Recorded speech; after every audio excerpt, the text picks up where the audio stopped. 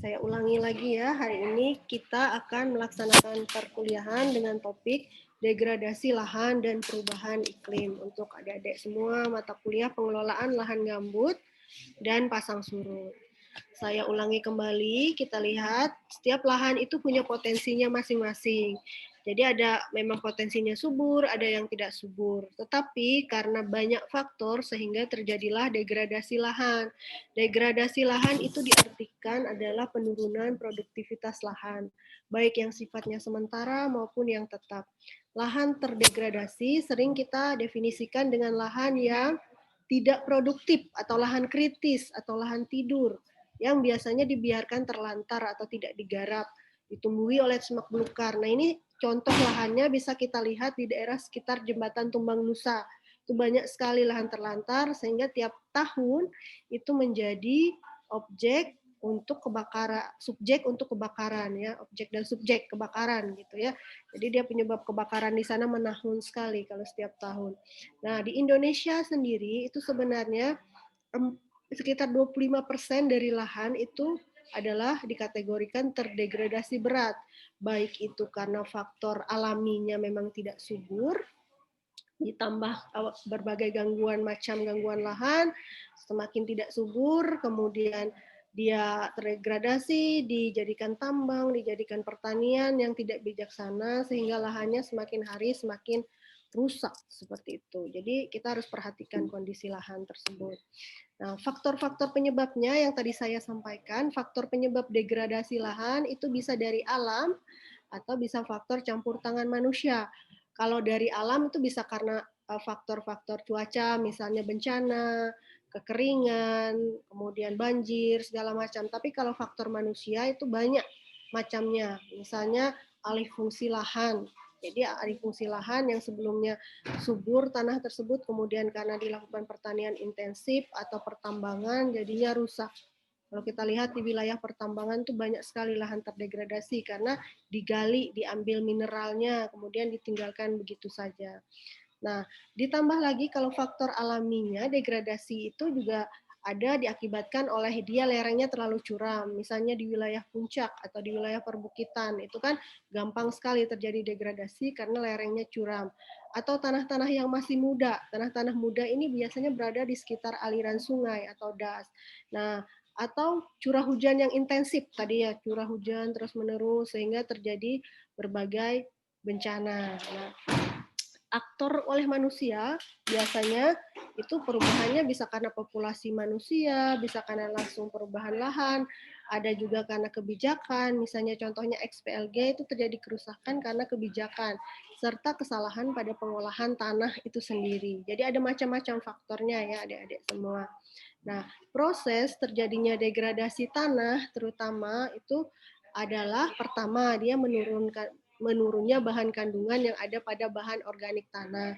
Kemudian perpindahan liat, misalnya memburuknya struktur pemadatan tanah, kemudian terjadi erosi, terjadi pencucian unsur hara. Nah, biasanya proses-proses penting, terutama di daerah tanah tropika, itu ada beberapa yang terjadi.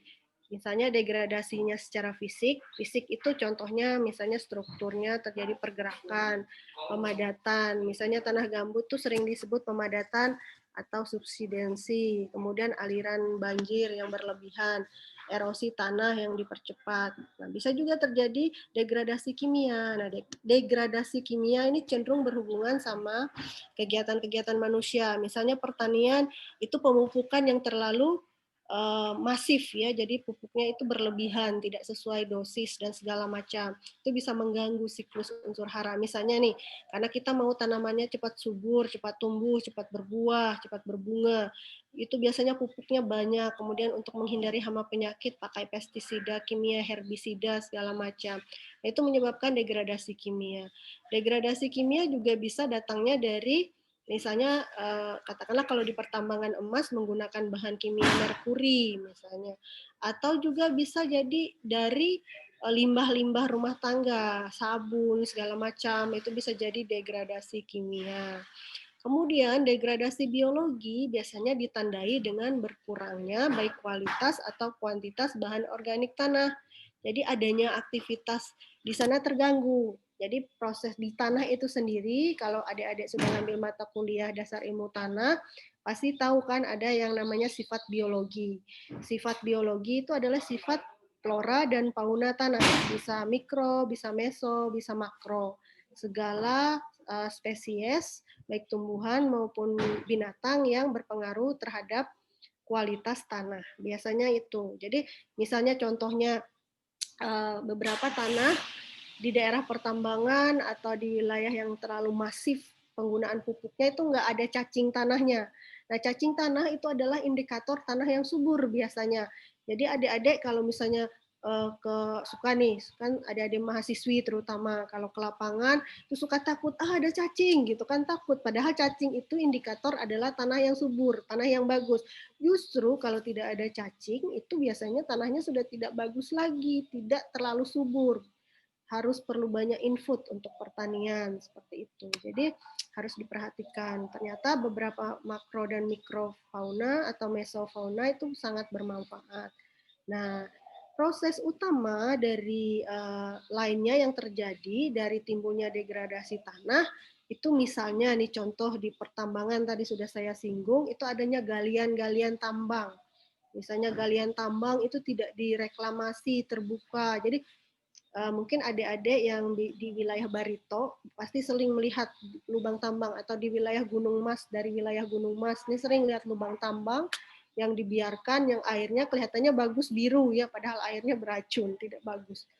Kelihatan saja bagus. Kemudian semakin luasnya semak belukar, contohnya tadi di area jalan Trans Kalimantan nih, antara Palangkaraya ke Pulang Pisau itu kan banyak sekali semak belukar, tumbuh kalakai, segala macam. Itu kan akibat dari terjadinya kebakaran yang berkali-kali, sehingga lahannya terdegradasi, tidak ada vegetasi yang bisa tumbuh di sana. Nah, kemudian lagi contohnya menurunnya kualitas dan kesuburan tanah, karena terlalu sering tadi dijadikan lahan pertanian. Nah, ini ada beberapa di wilayah Pulau Jawa. Jadi kita bisa melihat ada tanah-tanah yang karena terlalu masif pertaniannya itu tidak bisa digunakan lagi atau jadi rusak. Nah, jadi harus dilakukan proses untuk penyuburan kembali. Bisa juga tadi terjadi di daerah wilayah-wilayah yang berlereng, misalnya terjadi erosi, terjadi tanah longsor dan segala macam. Itu kan lapisan topsoilnya hilang, sehingga hanya bagian subsoil saja atau bagian batuan, jadi tidak bisa dimanfaatkan lagi untuk lahan pertanian. Nah, banyak sekali juga areal-areal lahan kritis itu akhirnya dibiarkan terlantar, terutama di Kalimantan Tengah, dan menyebabkan kebakaran yang berkali-kali. Jadi setiap tahun itu kebakaran, terutama di lahan gambut. Ini contohnya ya.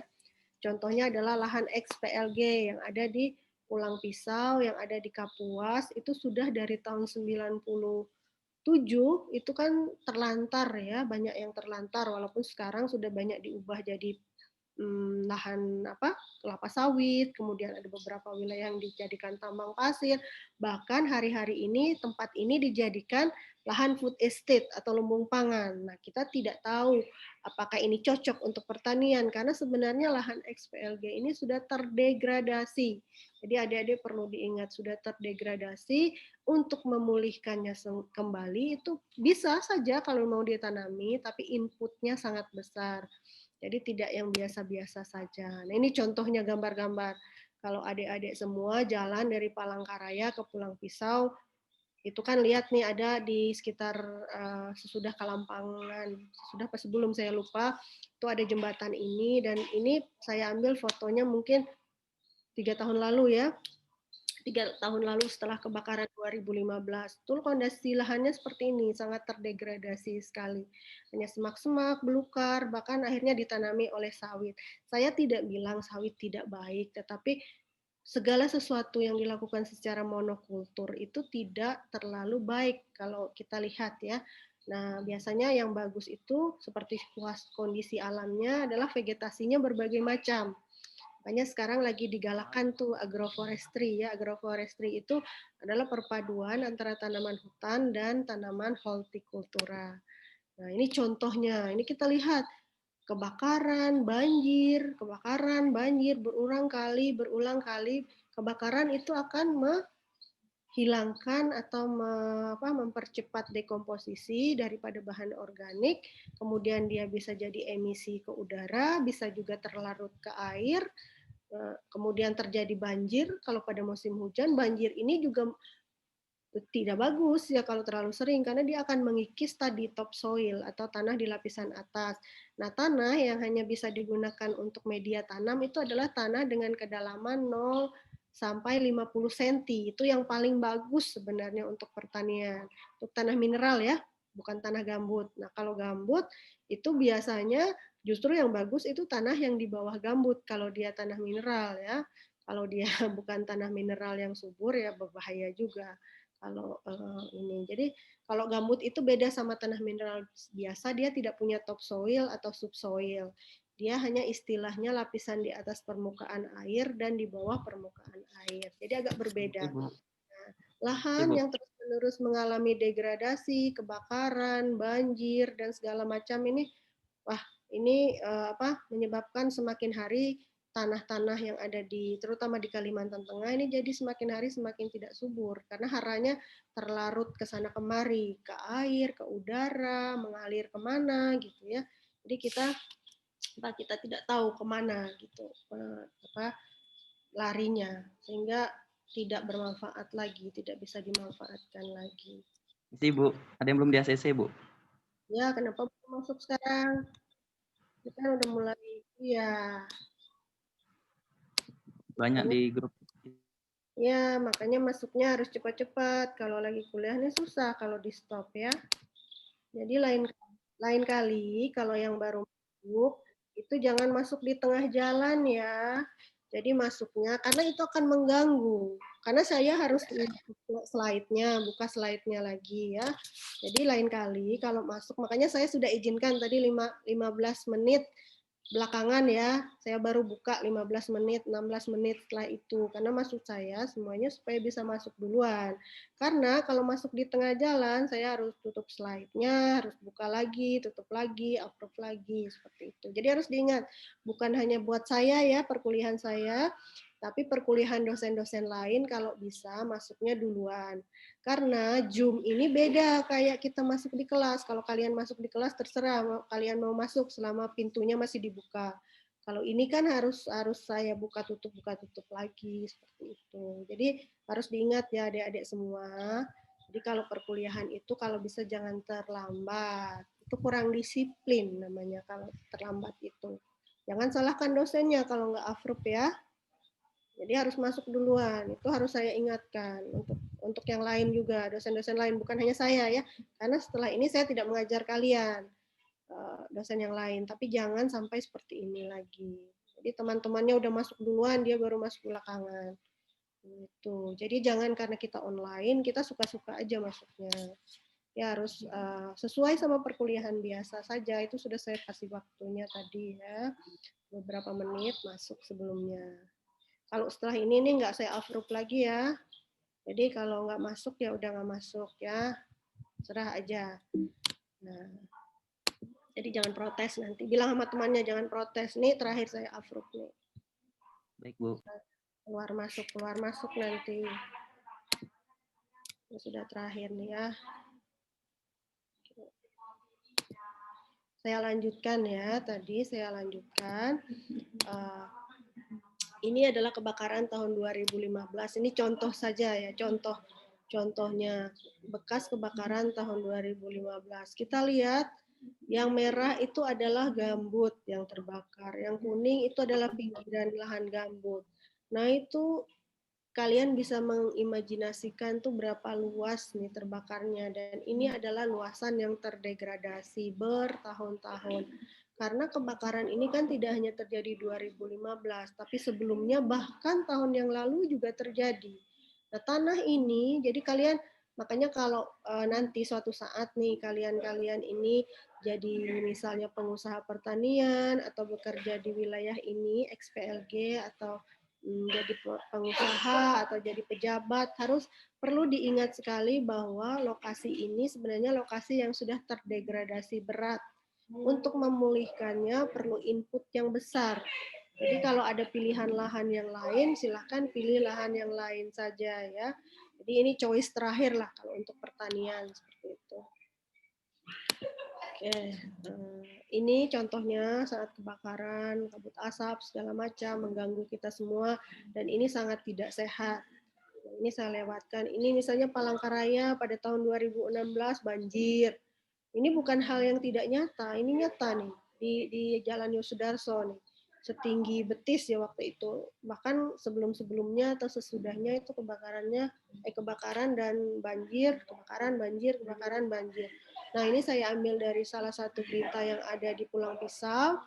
Itu ada ribuan keluarga yang jadi korban banjir. Ada ribuan keluarga ya. Saya tampilkan fotonya saja nih.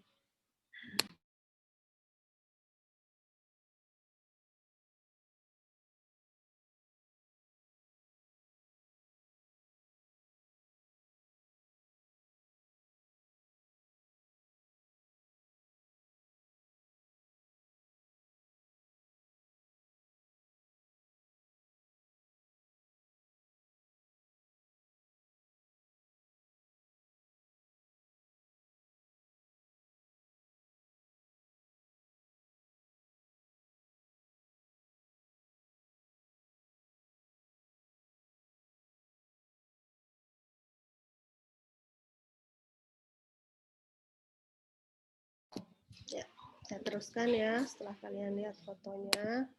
Nah, cara mengatasi degradasi sendiri itu sebenarnya ada berbagai macam. Saya kasih beberapa contohnya. Yang pertama, kalau lahan sudah terdegradasi itu, sebaiknya lahan itu diubah jadi hutan. Karena kenapa hutan? Karena satu-satunya cara memulihkan lahan dia jadi hutan. Karena nanti bahan organik yang di topsoilnya itu akan kembali seperti semula dari serasa-serasa hutan tersebut. Jadi itu perbedaannya. Kemudian lahannya bisa dibuat teras. Kalau lahannya miring bisa dibuat teras sharing ya.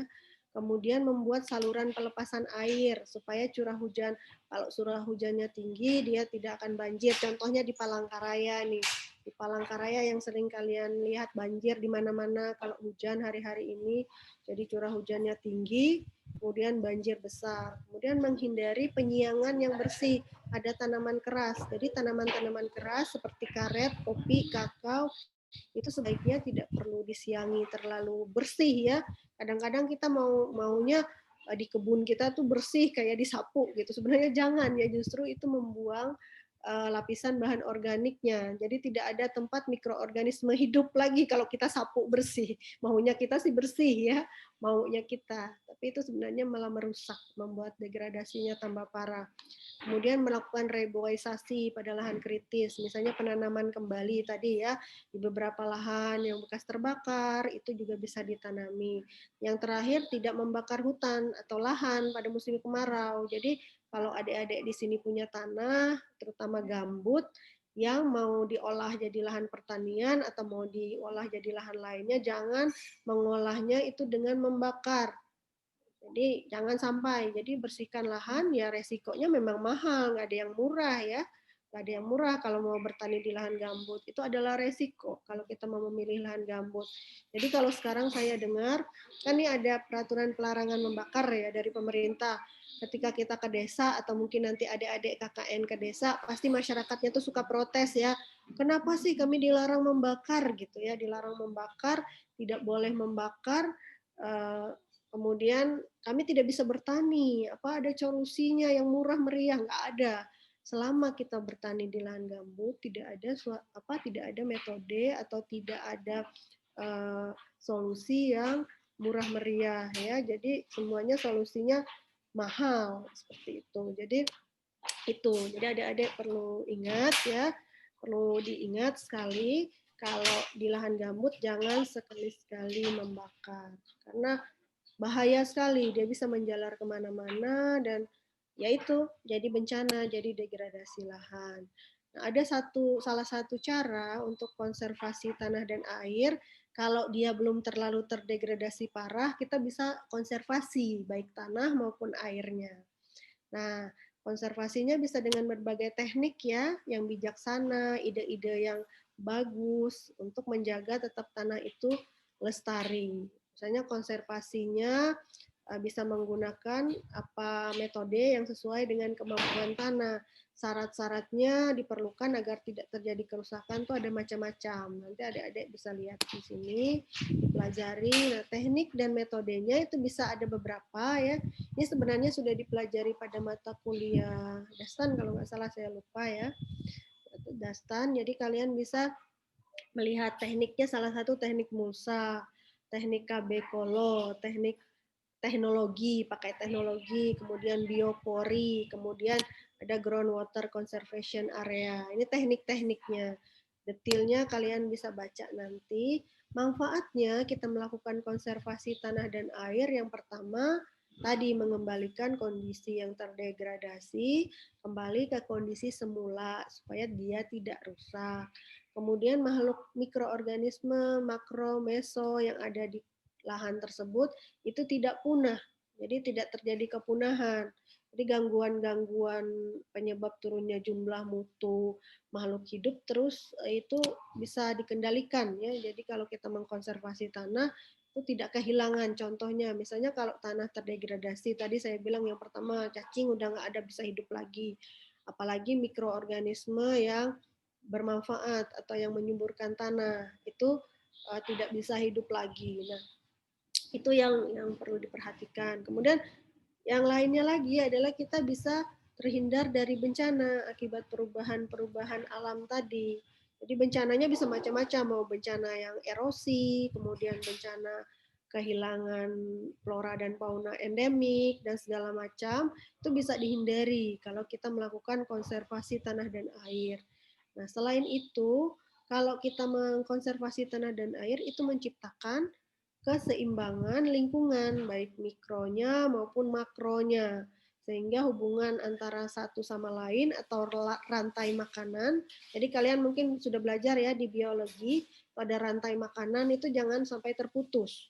Kalau dia terputus itu sangat berbahaya buat keberlangsungan ekosistem. Jadi misalnya kan kalau contohnya kalian bisa lihat di beberapa contoh di internet atau di mata kuliah biologi, misalnya katakanlah contoh memakan dan memakan, misalnya dia kan punya rantai siklusnya berubah.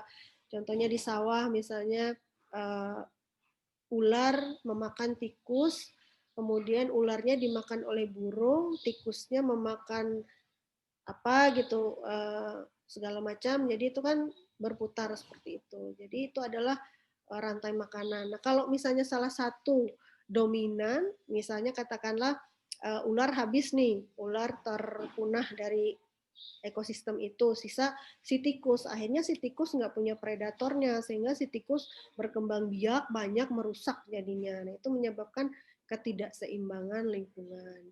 Nah, kemudian selain itu konservasi juga bisa menjadikan suatu sarana ya untuk pengamatan atau observasi dan untuk pelestarian flora yang sudah punah. Jadi kita mengembalikannya ke sana.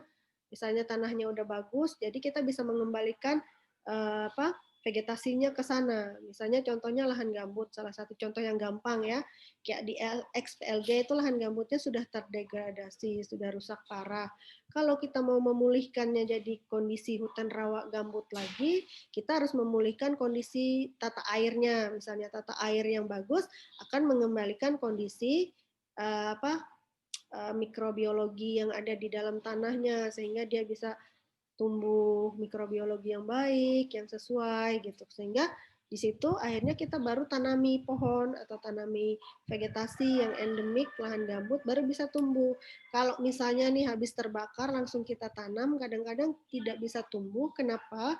Karena tidak ada unsur hara lagi, kemudian kondisi di sana tidak sesuai lagi untuk pertumbuhan si vegetasi endemik tersebut. Misalnya katakanlah pohon pohon belengiran misalnya, ini contoh saja. Belengiran kan perlu kondisi-kondisi tertentu. Nah, kalau kita langsung tanam dia mati seperti itu, tidak bisa, atau hidup tetapi tidak bagus, pertumbuhannya lambat dan segala macamnya. Nah, makanya sebelum kita melakukan perbaikan vegetasi atau revegetasi, ada baiknya melakukan konservasi tanah dan air juga untuk teknik-teknik tertentu. Nah, sekarang ini mungkin kalian bisa jawab sendiri masing-masing dalam hati ya. Misalnya apakah pertanian berkelanjutan itu solusi untuk degradasi lahan? Sekarang kan lagi rame nih pertanian berkelanjutan istilahnya, bahkan ada mata kuliahnya. Nah, apakah ini bisa juga mengembalikan kondisi lahan yang terdegradasi? Kita belum tahu. Kita belum tahu karena contoh-contohnya masih kurang sekali, terutama di Kalteng. Nah, pertanian berkelanjutan ini biasanya konsepnya seperti apa? Konsepnya adalah suatu pertanian yang melihat atau memperhatikan kondisi lingkungannya. Misalnya contoh kita menggunakan varietas-varietas yang memang cocok di situ. Katakanlah kalau lahan gambut itu kan terendam varietas-varietas atau spesies atau tumbuhan vegetasi yang memang cocok di lahan lembab atau basah. Jangan kita menanam vegetasi yang untuk lahan kering, misalnya itu salah sekali, itu tidak bisa dibilang pertanian berkelanjutan. Atau kebalikannya, misalnya suatu lahan kering nih di perbukitan, kita ternyata mau nanam vegetasi atau tumbuhan atau varietas yang justru di lahan basah, misalnya itu kan tidak cocok. Akhirnya kita harus merubah kondisi yang kering jadi basah, misalnya. Nah, itu merubah fungsinya apakah itu berkelanjutan. Nah, itu jadi pertanyaannya sekarang. Jadi konsep pertanian berkelanjutan adalah konsep pertanian yang sesuai dengan kondisi alami atau kondisi yang ada di situ. Jadi kita tidak merubah-rubah ya. Kita tidak merubah-rubah ya, kondisinya itu tinggal kita sesuaikan varietas dan jenis spesies apa yang harus ditanam di sana. Jadi jangan misalnya saya di lahan di Kalteng saya mau tanam anggur, ya bagus sih idenya bagus, tapi anggur itu kan perlu kondisi seperti apa, misalnya belum lagi kondisi suhunya seperti apa. Bisa dia tumbuh tetapi produktivitasnya tidak akan maksimal dan juga bisa menyebabkan gangguan lingkungan karena si anggur ini kan bukan bukan tumbuhan atau bukan vegetasi yang alami dari Kalteng misalnya. Itu kan bisa jadi gangguan terhadap kondisi alamnya. Nah, jadi kalian benar-benar pikirkan ya kalau misalnya suatu lahan mau memulihkan yang sudah terdegradasi itu seperti apa, nanti bisa cari sendiri solusinya, baca-baca ya seperti apa. Jadi jangan menggunakan konsep pertanian yang biasa-biasa saja lagi. Jadi kalian ini adalah calon-calon sarjana pertanian ya, bukan calon sarjana teknik kan? Sarjana pertanian pastikan nanti lulusnya SP bukan ST ta. Ya, ada yang mau lulusnya jadi dokter? Enggak kan? Jadi sarjana pertanian. Jadi seberapapun kalian nggak suka pertanian, kalian tetap lulusnya nanti SP. Misalnya, aduh saya terpaksa ini masuk pertanian karena nggak lulus di tempat lain. Seringnya saya dengar gitu ya. Saya nanti kalau lulus nggak mau jadi petani atau nggak mau bekerja di bidang pertanian. Karena saya kan dulu minatnya misalnya jadi dokter, apa jadi sarjana teknik, atau jadi pengacara. Ya boleh-boleh aja sih, tapi kalian kan harus kuliah lagi tuh. Jadi kuliah di Fakultas Hukum, kuliah di Fakultas Teknik, misalnya kalaupun mau tidak kerja di bidang pertanian. Tapi bagaimanapun, kalian adalah lulusan sarjana pertanian. Dan harapannya pertanian di Indonesia ada di tangan kalian nih. Karena coba kalian lihat nih masa pandemik sekarang. Masa pandemik nih kan semua orang bercocok tanam toh. Semua orang yang bukan pertanian tuh bercocok tanam di mana-mana. Coba kalian lihat ada yang hidroponik, ada yang apa gitu kan. Semuanya bertani. Nah, kalian justru yang ada di Fakultas Pertanian harusnya bangga karena kalian diajarkan cara-cara yang benar ya.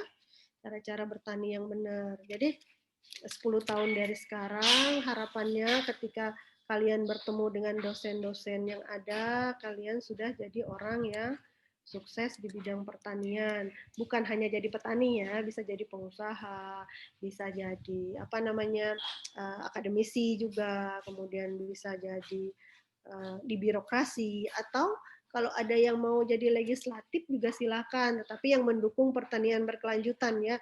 Misalnya ada dari kalian nih nanti akan jadi anggota DPR kah, jadi gubernur kah, jadi wali kota kah, pasti ada lah salah satu dari kalian ini nanti. Coba saya lihat 10 tahun atau 15 tahun pasti ada lah. Jadi orang-orang penting. Jadi diingat ya kalau misalnya kalian suatu saat jadi orang penting tuh tetap pemikirannya itu jangan yang yang penting saya dapat uang gitu kan. Yang penting saya dapat uang, jangan ya. harus melihat pertanian atau pengelolaan lahan yang berkelanjutan supaya tidak terjadi degradasi secara terus-menerus. Nah, itu ya. Jadi itu yang harus diingat oleh kalian. Ada yang mau bertanya nih sebelum saya lanjutkan ke perubahan iklim? Jadi degradasi itu seperti itu ya. Jadi tanah itu terdegradasi bisa alaminya memang tidak subur, bisa memang dia karena aktivitas manusia dan kondisi alam tadi. Jadi ada macam-macam terjadi degradasi itu. Ada 2 temannya nih yang baru masuk. Siapa ini? Ini saya approve nih. Nah, kepada yang baru masuk nih, saya ingatkan lagi ya, adik-adik semua. Kalau misalnya nanti perkuliahan ke depannya, kalau bisa masuknya jangan di tengah-tengah perkuliahan. Kalau bisa masuknya sebelum perkuliahan ya. Jangan karena kita daring terus masuknya sesuka-sukanya. Jangan ya. Ini sebenarnya kita tetap kuliah sama seperti biasa. Cuman karena tidak bisa tatap muka, sehingga kita harus menggunakan metode daring. Nah, jadi kalian kalau bisa nanti kuliah itu masuk dulu sebelum dosennya supaya ketika perkuliahan tidak terganggu lagi ya teman-teman yang lain. Saya lanjut ke materi selanjutnya. Materi selanjutnya ini adalah tentang mana tadi ya? Perubahan iklim. Saya buka dulu.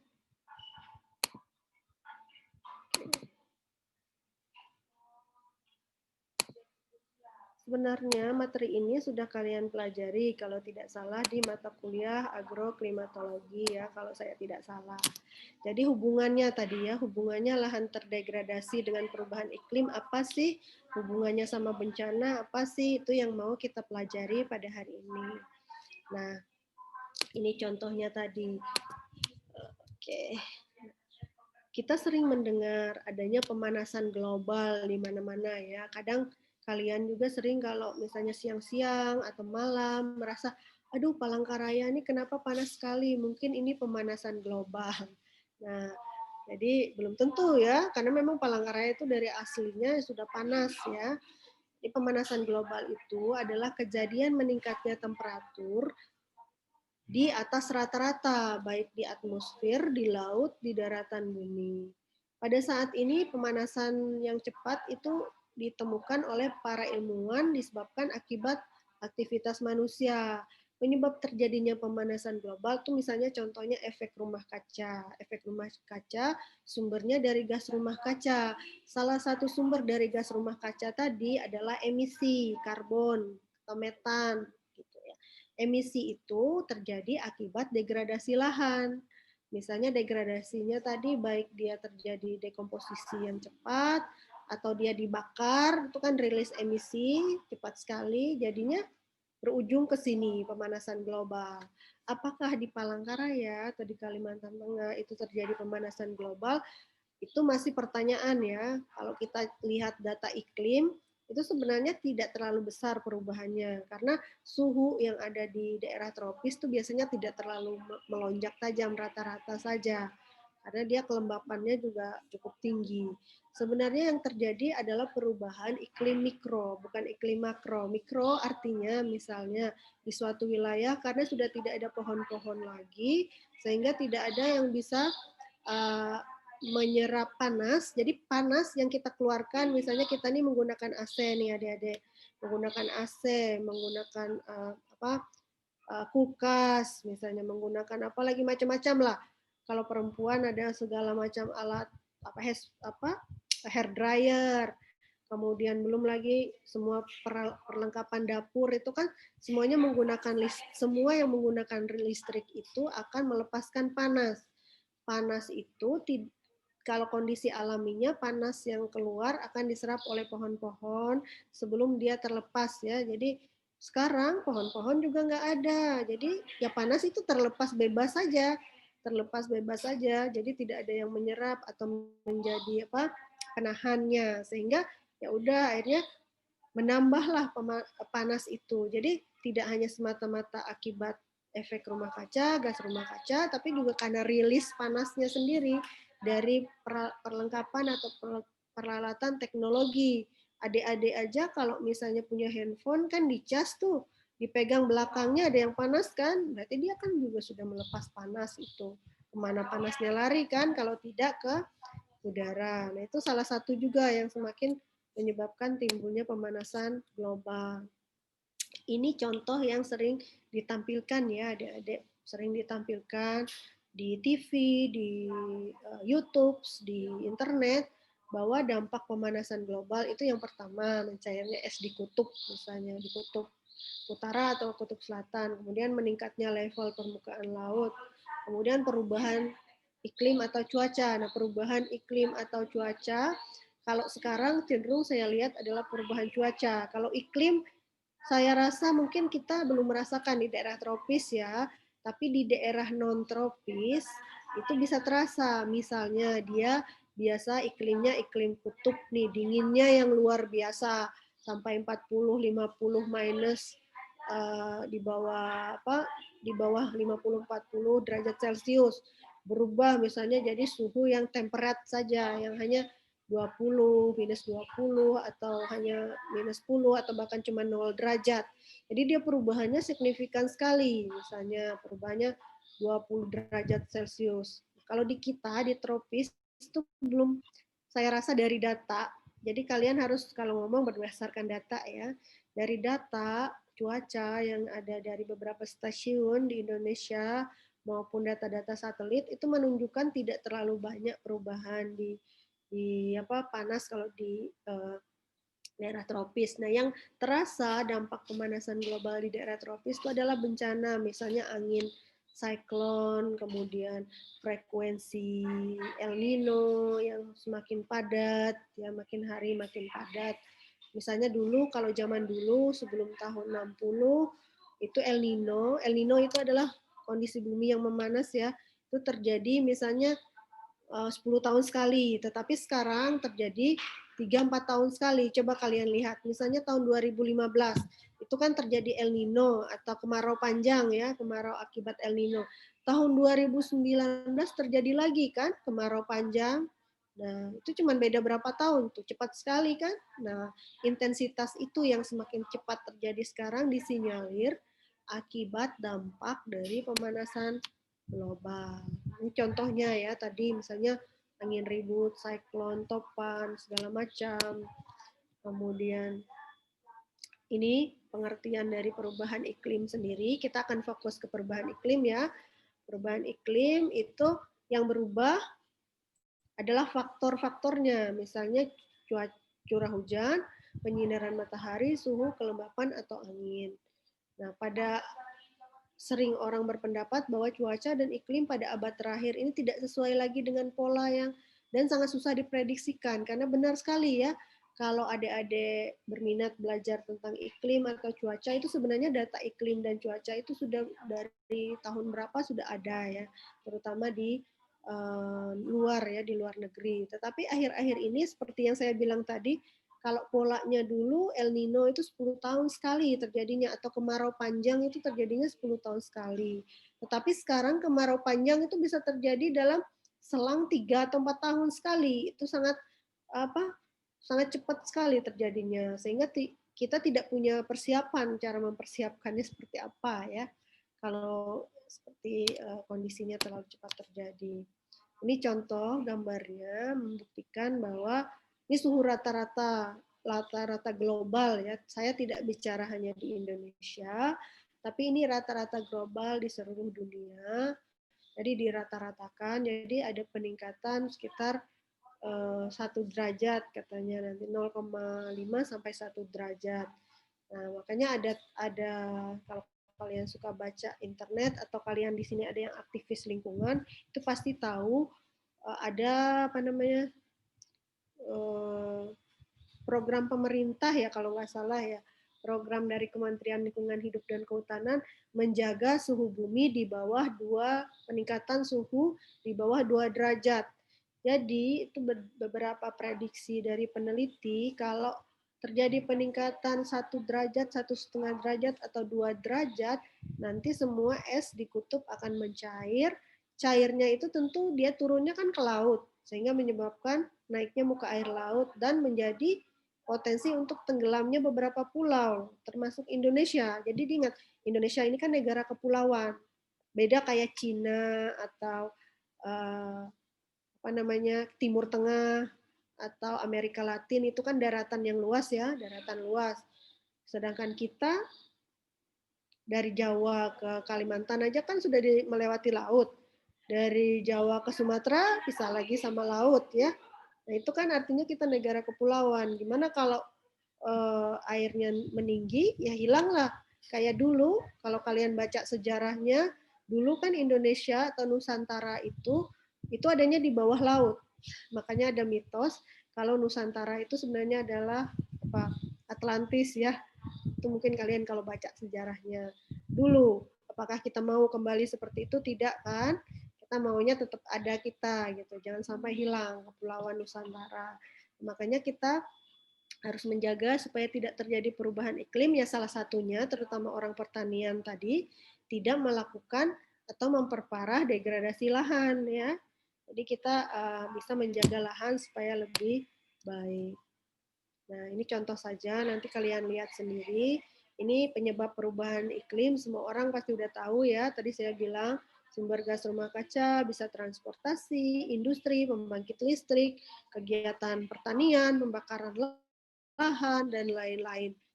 Gas-gas rumah kacanya juga ada karbon dioksida, ada metana, ada nitrogen oksida, ada sulfur, dan lain-lain. Ada banyak ya. Ini adalah contoh saja. Ini tahun berapa saya lupa ya. Ini adalah contoh diambil secara global di seluruh dunia, dinyatakan bahwa kita lihat di sini ada beberapa sumber daripada emisi. Misalnya yang paling besar itu dari listrik. Jadi dari listrik itu paling besar mengeluarkan emisi. Kemudian dari pembakaran bahan bakar fosil, itu juga banyak. Dari pertanian dan dari kebakaran itu juga cukup banyak. Jadi dilihat transportasi juga.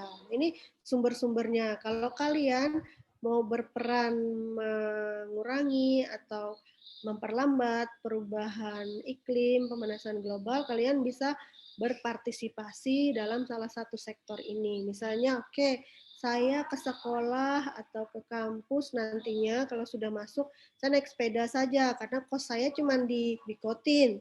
Jadi jangan naik mobil dari Bikotin ke situ. Itu berapa tugas emisinya sudah keluar ya. Kalau bisa jalan kaki. Nah, mungkin kalian di sini tidak terbiasa, tetapi kalau di luar negeri, bahkan sekarang di UI, di IPB, mahasiswa itu tidak boleh bawa motor ke dalam kampus, dosen juga nggak boleh. Jadi mobil atau motornya itu hanya ditaruh di depan gerbang. Jadi di dalam kampus, antar kampus, misalnya dari satu fakultas ke fakultas lain, itu harus jalan kaki. Atau disediakan mobil golf ya, kalau buat orang yang udah tua, yang nggak bisa jalan, misalnya udah profesor, udah usianya 60-70, kan nggak mungkin kita suruh jalan kaki, tak? Nah itu bisa pakai go-kart. Tapi kalau kalian yang masih muda-muda ini, ayo, jangan malas ya. Jangan, saya dari Fakultas Pertanian ke BDP naik motor, naik motor. Itu cuma berapa menit sebenarnya ya. Itu emisinya udah berapa keluar. Itu dari bahan pembakaran, bahan bakar fosil. Jadi saya mau menggalakkan untuk adik-adik semua ini, ayo gerak-gerak gitu ya. Jangan banyak menggunakan kendaraan kalau bisa. Jadi jangan dicontoh yang tidak baik ya, contoh yang baik-baiknya saja. Kalau di luar negeri malah mahasiswa tidak boleh bawa motor. Kalau bawa motor harus bayar, harus cuma bisa pakai sepeda aja. Pakai sepeda karena masih muda nih mahasiswa. Kalau sudah tua oke lah. Kalau kalian misalnya mahasiswa udah usia 60 kan kalian ini semua rata-rata paling tinggi juga 20 ya, nggak ada yang 30 kan? Ada yang di sini 30 tahun? Nggak ada. Pasti belasan tahun nih masih ya. Jadi kalau bisa hindarilah hal-hal yang ini. Kemudian penggunaan plastik juga. Plastik itu kan menyebabkan sampah toh. Sampah ini lumayan juga berpengaruh 3,7% kan untuk emisi. Sampah rumah tangga juga berpengaruh, apalagi membakar lahan dan menggunakan pupuk berlebihan juga ya. Jangan salah, pupuk urea itu kalau kita kasih berlebihan itu akan menyebabkan gas nitrous oxide. Itu salah satu emisi gas rumah kaca. Jadi hati-hati menggunakan pupuk urea. Bahkan di negara maju, penggunaan urea itu sudah dilarang. Nggak ada lagi tuh kalau di pertanian di negara maju pakai urea, mereka gantinya dengan bahan organik, biokompos, dan segala macam biochar, dan lain-lainnya. Jadi yang agronomi, minat-minat agronomi di sini harus juga pikir ya kalau misalnya skripsinya nanti menggunakan material-material yang berkelanjutan, jangan yang konvensional, jangan yang skripsinya seperti saya bilang cuman menghitung dosis pupuk urea berapa untuk tanaman bayam. Aduh, itu sudah ketinggalan zaman ya. Nggak akan bisa, jadi masa kalian mau jualan bayam terus bertahun-tahun nggak ya? Coba inovasi-inovasi lainnya. Ini hanya contoh saja kebakaran. Nah, ini saya nggak tahu bisa connect nggak ya? Nggak bisa kayaknya. Ini sebenarnya ada video bahwa pemanasan global itu mempengaruhi juga produktivitas daripada pertumbuhan tanaman baik hortikultur atau tanaman pangan. Gangguannya bisa diakibatkan yang pertama, misalnya tadi suhu meningkat menyebabkan gagal panen, kemudian suhu yang terlalu panas atau terlalu dingin juga memicu wabah penyakit. Jadi kalian yang di sini yang nanti minat HPT pasti tahu nih, kalau hama ini atau penyakit ini akan tumbuh pada suhu berapa, pada kelembapan berapa kan? Pasti sudah tahu. Nah, kalau misalnya dia terlalu ekstrim, katakanlah tiba-tiba terlalu suhunya rendah atau suhunya tinggi, itu bisa tumbuh muncul hama-hama dan penyakit yang akhirnya bisa mengganggu pertumbuhan produktivitas tanaman. Misalnya salah satu contohnya, kalau kalian pernah lihat berita dulu ada hama tomcat ya, kemudian hama apa lagi?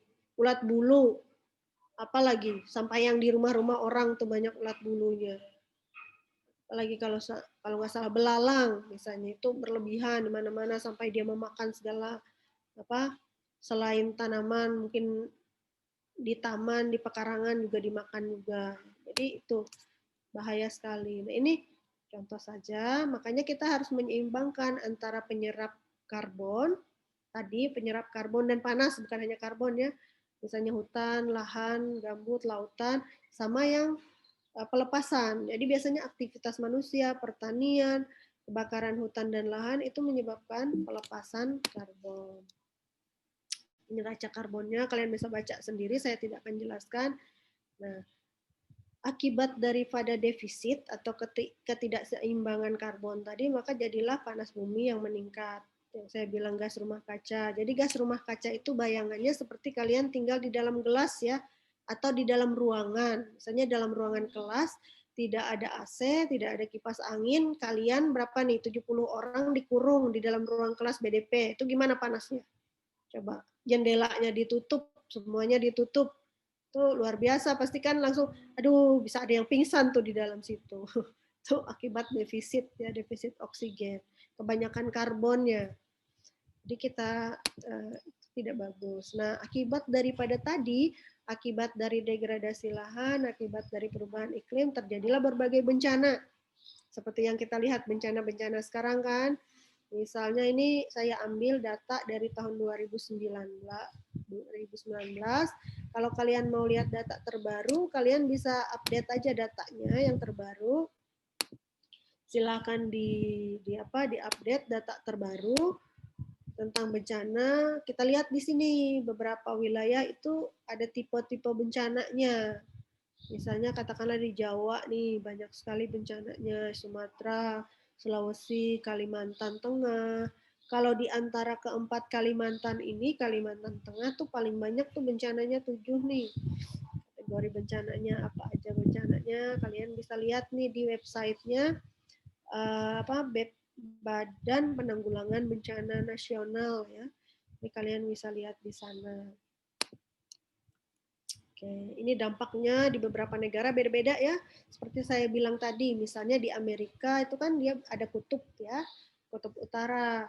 dia biasanya suhunya naik, kemudian jadinya pencairan es. Amerika Latin, kemudian hutan tropisnya berubah jadi padang rumput. Misalnya di Eropa ada banjir, ada erosi, ada kenaikan muka air laut, tutupan salju berkurang.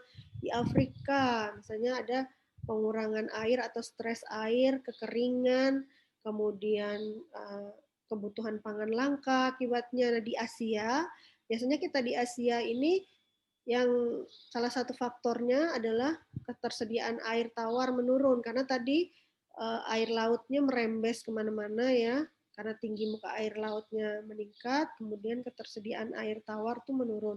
Air tawar yang ada di bumi itu kan cuma sekitar kalau nggak salah 3% ya dari total air yang ada di bumi. Bayangkan kalau yang 3% ini kurang jadi 1%, wah bahaya sekali. Karena kita manusia ini cuma bisa minum air tawar ya, kita nggak bisa minum air asin. Kemudian resiko banjir di pesisir, kalian bisa lihat misalnya di Jakarta nih, yang sering terjadi banjir tuh terus-menerus. Di Jakarta itu kan pesisir ya, makanya sampai ibu kota mau dipindah ke Kalimantan kan karena terus-menerus banjir tuh di Jakarta. Dia tidak bisa diobati lagi. Kemudian kematian akibat penyakit. Nah ini menarik kalau kita bicara kematian terkait penyakit, ini salah satunya COVID-19. COVID-19 itu kalau kalian lihat asalnya dari mana? Dari China kan? Dari China, negara yang dingin. Jadi sebenarnya awalnya COVID-19 itu kan hanya bisa hidup di negara yang dingin. Itu virusnya, virus awalnya, strain awalnya. Tapi tiba-tiba berapa bulan setelah itu, 3 bulan, kan awalnya Desember ya, 3 bulan dia jadi berubah pindah ke Asia. Sehingga kita sekarang nggak bisa kemana-mana nih karena virus COVID-19. Kalau secara teori virus itu tidak bisa tumbuh di daerah, tidak bisa hidup di daerah tropis karena panas. Virusnya tidak suka panas. Tapi kenapa sampai hari ini kalian harus dikurung nih di dalam kos atau di dalam rumah, nggak bisa ke kelas karena COVID-19. Padahal ini suasananya panas. Bahkan peningkatan angka kematian atau penularan COVID ini juga semakin meningkat di kita. Nah, itu kenapa? Coba kalian pikirkan kenapa. Apakah itu salah satu dampak perubahan iklim? Misalnya karena apa? Karena suhu di tropis semakin mendingin, misalnya, saya nggak tahu, atau semakin memanas, atau seperti apa. Nah, itu kalian bisa pelajari. Jadi, penyakit itu bisa diakibatkan karena dampak-dampak yang terjadi sebelumnya. Jadi, sebelumnya kita merusak hutan, merusak lahan, kemudian terjadilah emisi, perubahan iklim, akhirnya ujung-ujungnya jadi wabah penyakit kan? Wabah penyakit ya kita semua akan tertular. Jadi hati-hati makanya sekarang. Jadi itu. Oke, ini contohnya ya bencana-bencana yang terjadi. Macam ini di luar bencana penyakit tadi ya. Banjir segala macam, kebakaran, kekeringan, gelombang panas. Kalau di kita belum pernah terjadi gelombang panas, tapi biasanya gelombang panas nih yang paling sering terjadi di China sama di India ya, di negara daratan seperti itu sering terjadi gelombang panas. Nah itu ini masalah kekeringan. Jadi kalian bisa lihat sekarang terutama di Jawa itu sekarang sering terjadi kekeringan nih. Ini kalian bisa download petanya dari BMKG gratis. Ini banjir juga, kalau kalian mau tahu potensi banjir juga bisa download. Ini setiap bulan ada nih petanya. Jadi kalian nggak perlu bertanya-tanya hari ini banjir di mana atau kapan atau seberapa besar potensi banjir. Ini bisa digunakan peta-peta ini sudah tersedia secara gratis di BMKG. Kemudian ini peta potensi gerakan tanah atau apa gerakan tanah itu landslide ya, perpindahan tanah, erosi dan segala macam. Nah, kalau kita lihat yang potensi tinggi di daerah-daerah yang berbukit ya, karena lereng, daerah-daerah yang berlereng itu gampang sekali terjadi pergeseran tanah atau longsor ya, longsor istilahnya. Kalau di Kalteng di bawah-bawah ini termasuk Palangkaraya ini potensinya masih rendah sekali. Kalian bisa lihat petanya nih masih hijau semua ya, hijau itu potensinya rendah. Jadi nggak mungkinlah terjadi longsor di Palangkaraya, yang ada bisa terjadi banjir. Oke. Apalagi ini angin puting beliung. Contohnya, angin puting beliung ini juga kita kategorinya rendah ya, hijau nih, rendah hijau, sedang kuning, tinggi merah. Kita bisa lihat di yang merah-merah ini banyak di kepulauan ya, baik di Jawa maupun di apa nih NTT, NTB sampai ke ujung ini apa dekat Timor Leste ya. Jadi itu bisa terjadi dampak angin puting beliung. Ini tahun berapa? Kalian bisa download kok tahun yang terbaru, bisa dicari. Kemudian ini perubahan suhu tadi lah, perubahan suhu. Ini yang menarik sekali. Ternyata perubahan suhu terutama di wilayah-wilayah Kalimantan dan Sumatera dan Jawa itu sudah terjadi di atas 1 derajat nih pada tahun 2006 sampai 2014. Nah, ini merah semua nih, termasuk Kalimantan Tengah. Pantes kita panas. Misalnya kalian, kalau kalian ditanya, apakah terjadi perubahan suhu? Iya, walaupun tidak banyak, tetapi terjadi ya. Jadi suhu dibandingkan dengan wilayah-wilayah di Papua, di Sumatera masih cenderung lebih dingin ya nih. Sumatera, Papua ini banyak kan orang Sumatera di sini kan? Pasti bisa membedakan nih, yang mana lebih panas. Pasti panas Palangkaraya kan? Kalau di Palangkaraya, kalian datang ke Palangkaraya super panasnya. Jadi ini bisa di-download kok di BMKG. Ini contohnya tadi ya degradasi lahannya di XPLG. Kalian bisa lihat ini di Sumatera juga nih akibat hutannya udah dibabat di mana-mana ini. Ini kalau di Kalimantan nih, ini lihat terbuka semua. Tapi sekarang udah dilakukan reboisasi, revegetasi ini di Sumatera. Serah mau jadi apa, mau jadi sawit, mau jadi HPH, HTI.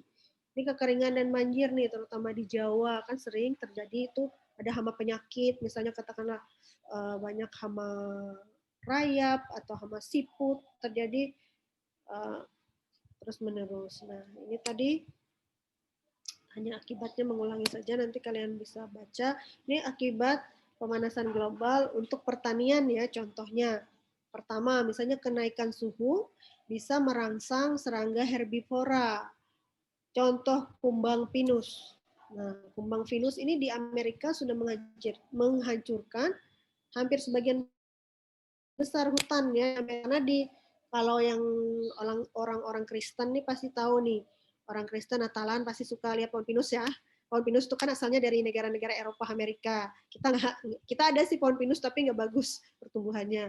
Nah, karena tadi kenaikan suhu di sana akibatnya banyak serangga, akhirnya punahlah pinus-pinus yang bagus itu. Kemudian ada lagi di Indonesia itu dulu terkenal, saya lupa tahun berapa, mungkin tahun 90-an atau awal 2000-an itu ada namanya rice blast fungus. Ini orang HPT nih, silahkan dipelajari. Ini jamur ya. Jamur ini terjadi di ladang gandum atau di persawahan. Bisa terjadi nih. Makanya hati-hati kalau kalian mau membuat sawah atau buka lahan pertanian ini bisa diserang oleh jamur ini karena ini lagi ini. Kemudian tadi yang saya bilang tomcat menyerang tanaman padi di beberapa tempat di Indonesia. Bahkan itu ada berita, saya nggak tahu kebenarannya benar atau tidak ya. Itu si tomcat tuh bahkan dia menggigit manusia kayak kutu gitu kan. Jadi menyebabkan gatal, panas, bernanah, mungkin juga jadi korengan dan segala macam. Itu bahaya sekali akibat pemanasan global untuk hama dan penyakit. Oke.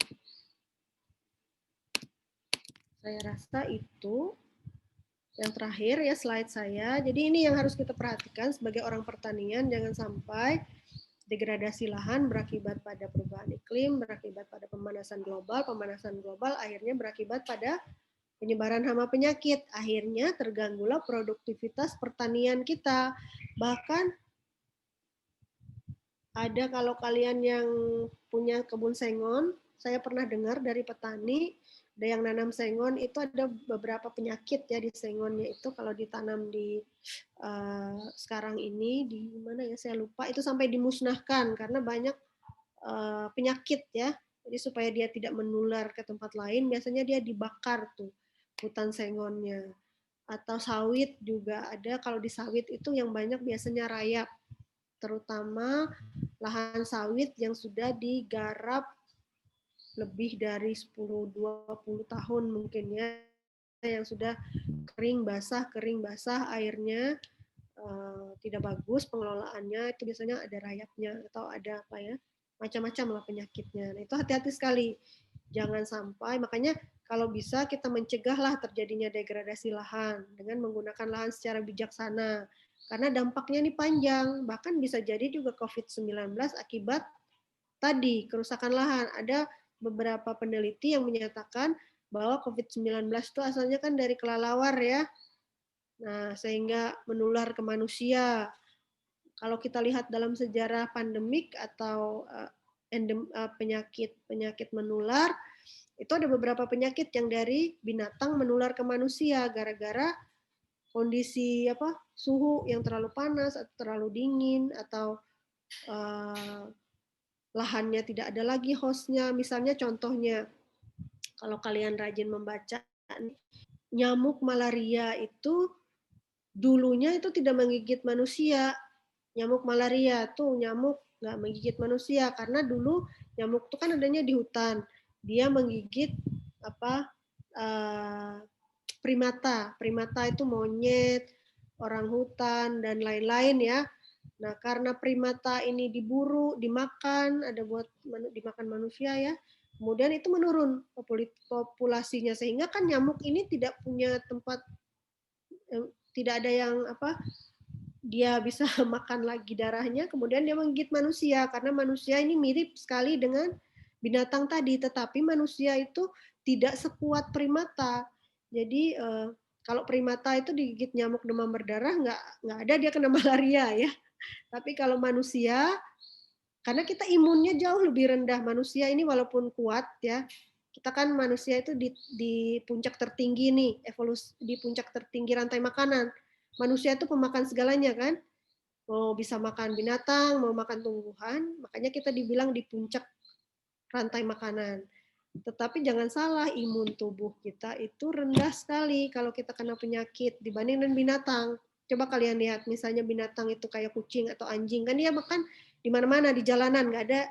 Syukur-syukur kalau ada pakai tempat piring atau apa kan. Tapi manusia coba kalian makan langsung dari tanah kan nggak mungkin, langsung sakit perut ya. Nah itu bedanya. Jadi kalian harus hati-hati, jangan sampai terjadi seperti itu ya. Ini kalian ini generasi muda, generasi penerus, karena kalian ini akan jadi pemimpin semua nih nanti. Ada berapa orang nih? 70 orang. 70 orang nih ada yang jadi pejabat, ada yang jadi dosen, ada yang jadi apa. Jadi kedepannya kalian berpikiran lebih maju dari sekarang ya, dalam artian maju dan ramah lingkungan, memikirkan keberlangsungan lingkungan. Karena lingkungan ini adalah titipan dari anak cucu ya. Ini bukan milik kita, tapi titipan. Kalau kalian punya anak, kalian punya cucu, nanti itu kalau nggak ada hutan, ya gimana mereka bisa menghirup udara segar? Nggak ada ya. Contohnya sekarang aja, kalau kalian lihat berapa harganya, apa itu namanya, oksigen kaleng. Kalau musim kabut asap tuh kan orang-orang cari oksigen kaleng tuh dulu tahun 2015. Kalau nggak salah termasuk saya, supaya bisa bernafas kan. Nah itu harganya tuh mahal. Masa kalian harus beli terus-menerus oksigen kan nggak mungkin. Coba kalian hitung, kita nih berapa perlu oksigen nih selama hidup kita 1 hari aja, nggak usah besoknya. Nah, kalau nggak ada oksigen, manusia tuh nggak bisa hidup. Sepintar-pintarnya manusia nggak bisa hidup kalau nggak ada oksigen. Mati semua ya. Makanya kenapa kita perlu ada hutan, karena hutan itu kan, hutan, tumbuhan itu yang hanya bisa mensuplai oksigen dari fotosintesis kan. Dia ngambil CO2, kemudian mengeluarkan O2. Kalau kita nggak bisa. Sampai hari ini manusia belum bisa produksi oksigen. Oksigen yang ada itu kita tangkap dari udara, kita masukin kaleng, kita mampatkan, kemudian dijual.